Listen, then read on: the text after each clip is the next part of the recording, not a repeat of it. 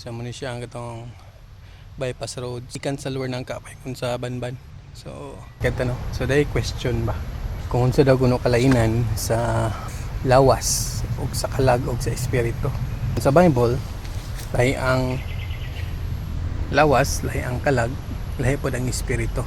Ang lawas, or kaniya to ang flesh, no? Human flesh. So mabasa na siya diya sa Genesis chapter 2 verse 7 nga ang Dios nagkuha og abog din yang giporma. So diya na din himo na ikinabuhi ang tao sa diyang gihuyupan ang iyang buho sa iyang ilong. So duha na mention dito, no, na atay gitawag og lawas, which is gikan sa abog, yuta. Din ang kalag gininhawa sa Ginoo. Dito sa Genesis chapter 3 verse 19 nga nagaingon, kay gikan ka sa abog ug sa abog ka mo pauli, no? Then mabasa pud na siya sa Ecclesiastes 12:7 nga ang abog mobalik sa yuta ug ang espiritu mobalik ngadto sa Dios kay dito man gikan. So karon igsoon kano sa man ta maka-receive anang spirit, no? Spiritual life ang tawagan na. So gitawag na siya sa theology og regeneration, or mas nailhan na to nga born again. So ang born again in spirit, ingon sa John chapter 3, marvel not that I say unto thee, ye must be born again. So ang tawagan ng born again is spiritual life na siya. Ilawas din na siya sa 8, no? Nga sama ni kung makabantay mo, no? Oh, tanawa ang lubyo. So tutoki lang. Okay, naglihok ang mga dahon, no? Samaan eh. Okay. So ingan ako no ang pagkabuhi sa espiritu, no? Sama sa hangin nga moagi ug makita ni mga lihok sa dahon. Apan wa ni may bawi kung asa gikan ug asa siya paingon. Ingan ako no ang tanan nga gianak sa espiritu. Ang pasabot niya na wala ta kabalo kanus aka i-regenerate ba, no? Kanus aka i-born again. So ang Ginoo ray nasayod ana. Dili nato na mapugos nga, oh Lord, gusto na po karon ma-born again. Dili. God is in control ana.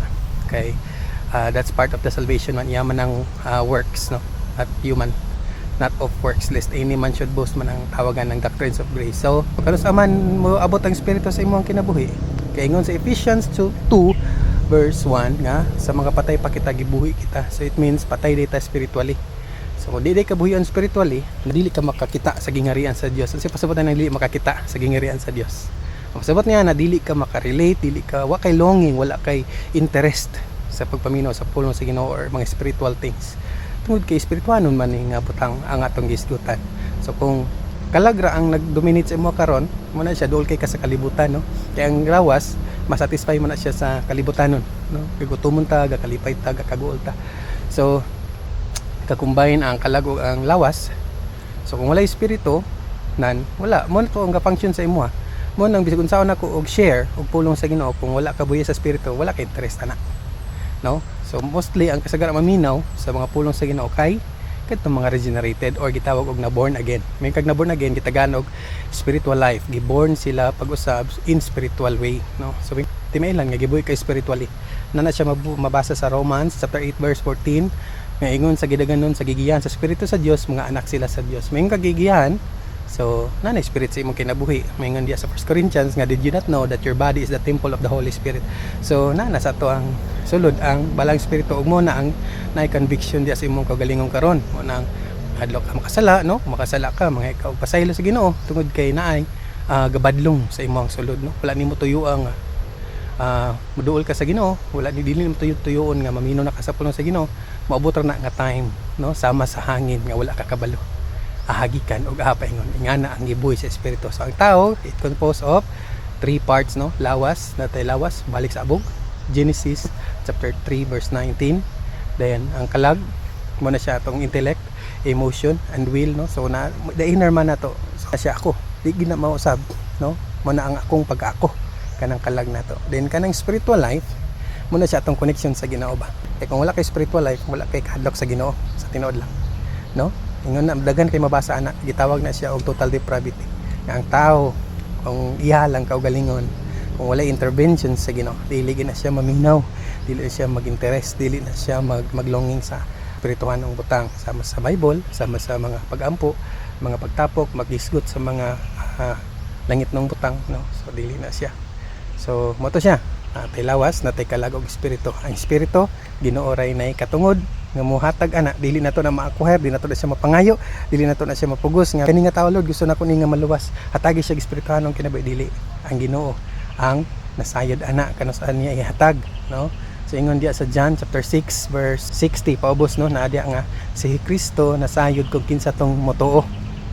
So nasayod siya daan, dili pwede nga wa siya kabalo nga kinsa tong motoo. Kadto rang motoo Acts 13:48, no? Anyway tagaran ako ni emphasis sunod nga mga vlog. Acts 13:48 nagaingon og sa pagadungog niini sa mga hentil sila nga lipay og ilang gidalayag ang pulong sa Dios. So nakadungog ang mga hentil ug na nagpanuo. So unsa man kadto daw mga nakadungog na nagpanuo ang tanan nga gitagana sa kinabuhing dayon. So ang nituod ay katong gitagana, dili kay aya kay tagana. Mutuo sa ka dili. You must read your Bible, huh? So actually ingon diya sa 2 Timothy, no? Study to show thyself approved unto God, a workman that needeth not to be ashamed, rightly dividing the word of truth. So basahan lang ang Bible.